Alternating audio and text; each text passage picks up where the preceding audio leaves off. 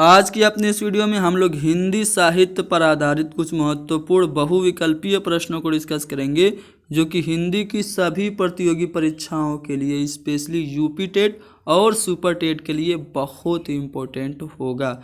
इसको पेश किया जा रहा है MM अली के ज़रिए। आप लोग मुझे अनअकैडमी पे फॉलो करें और इस वीडियो को ज़्यादा से ज़्यादा शेयर करें। चलिए शुरू करते हैं। आज का हमारा पहला सवाल कहा जा रहा है कि आत्मजयी के रचयिता कौन हैं? तो कुंवर नारायण सिंह आत्मजयी के रचयिता हैं। इनका जन्म उत्तर प्रदेश के फैज़ाबाद में हुआ था। इनकी अन्य रचनाओं में चक्रव्यूह, तीसरा सप्तक, परिवेश, हम तुम भी शामिल है।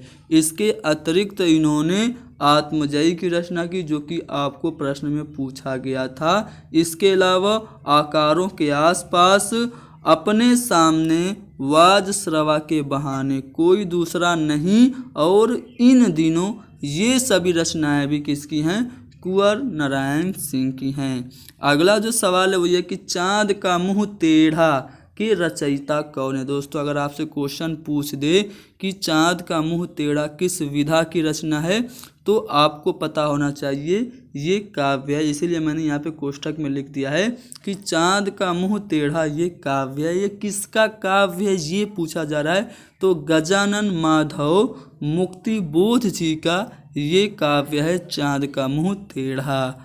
अगला जो सवाल है वो ये है कि रंगभूमि के उपन्यास जो है रंगभूमि, इसके रचनाकार कौन हैं? तो मुंशी प्रेमचंद रंगभूमि उपन्यास के रचनाकार हैं। जी हाँ दोस्तों, मुंशी प्रेमचंद जी का जन्म बनारस के पास लम्ही नामक गांव में हुआ था। इनके बचपन का नाम धनपत राय था।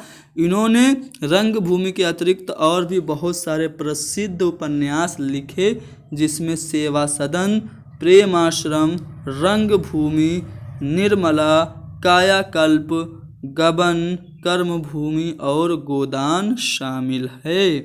जी हाँ दोस्तों, अगर मैं मंगलसूत्र की बात करूं तो मंगलसूत्र प्रेम जी का अपूर्ण उपन्यास है, जो कि कंप्लीट नहीं हुआ। उससे पहले इनका देहांत 1936 में हो गया था। तो प्रेमचंद के उपन्यासों के बारे में आपने जान लिया।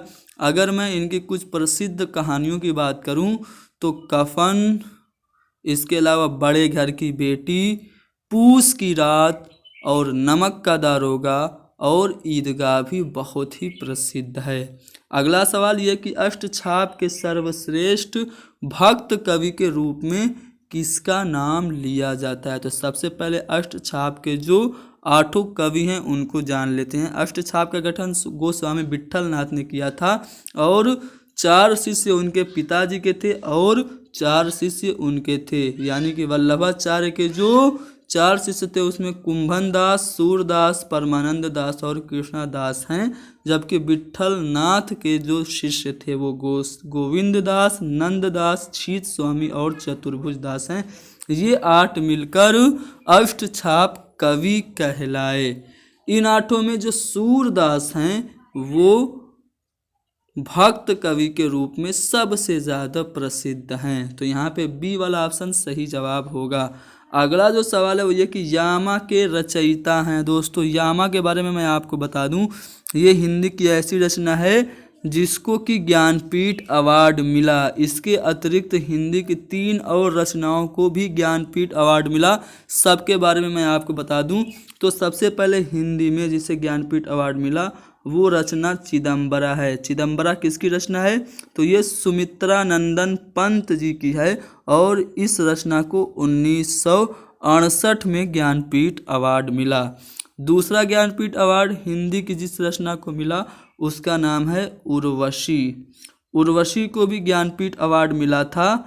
कब मिला था? तो इसको मिला था 1972 में। जी हाँ दोस्तों, उर्वशी किसकी रचना है? तो ये रामधारी सिंह दिनकर जी की रचना है उर्वशी और इसको 1972 में ज्ञानपीठ अवार्ड मिला था। उसके बाद तीसरी बार जो हिंदी में किसी रचना को ज्ञानपीठ अवार्ड मिला वो कितनी नावों में कितनी बार है। कितनी नावों में कितनी बार, जो कि अज्ञे जी की रचना है, इसको 1978 में ज्ञानपीठ अवार्ड मिला। 1978 में ज्ञानपीठ अवार्ड मिला किसको, कितनी नावों में कितनी बार, जो कि अज्ञे जी की रचना है। उसके बाद यामा को मिला, जो कि महादेवी वर्मा की रचना है। यामा, इसको 1982 में मिला ज्ञानपीठ अवार्ड। यही क्वेश्चन हमसे पूछा जा रहा है, यामा की रचयिता कौन है, तो महादेवी वर्मा है। अगला जो सवाल है वो ये कि संसद से सड़क तक जो कि काव्य है, इसके रचनाकार कौन है, तो सुदामा पांडे धूमिल जी संसद से सड़क तक काव्य के रचनाकार हैं। अगला सवाल ये है कि पंक्ति है, ये किसकी पंक्ति है, हमें बताना है। पंक्ति में कहा जा रहा है, प्रभु जी तुम चंदन हम पानी, प्रभु जी तुम चंदन हम पानी, जाकी अंग अंग बासी समानी। ये पंक्ति के रचयिता जो हैं वो रैदास जी हैं। तो दोस्तों यहाँ पे आपने पंक्ति जान लिया और इसके रचयिता रैदास जी को जान लिया। रैदास जी के कुछ और पंक्तियाँ हैं जो कि परीक्षा में कई बार पूछी जाती हैं, वो भी मैं आपको बता दूं। प्रभु जी तुम चंदन हम पानी, ये जान लिया आपने। ये भी जान जाइए कि प्रभु जी तुम संगति शरण तिहारी, ये भी रैदास जी की है। इसके अलावा परिचय राम रमय जे कोई, ये भी रैदास जी की पंक्ति है। अब मैं हार्यो रे भाई, ये रैदास जी की पंक्ति है। गाई गाई अब का कहीं गाऊं, ये रैदास जी की पंक्ति है। इसके अतिरिक्त राम जन हूँ उन भगत कहाऊं, ये जो पंक्ति है वो भी रैदास जी की है। तो दोस्तों यहाँ पे हमने हिंदी साहित्य से संबंधित कुछ महत्वपूर्ण प्रश्नों को और उससे संबंधित महत्वपूर्ण तथ्यों को डिस्कस किया। उम्मीद करता हूँ कि सभी प्रश्न समझ में आए हैं तो इसको ज़्यादा से ज़्यादा शेयर करें।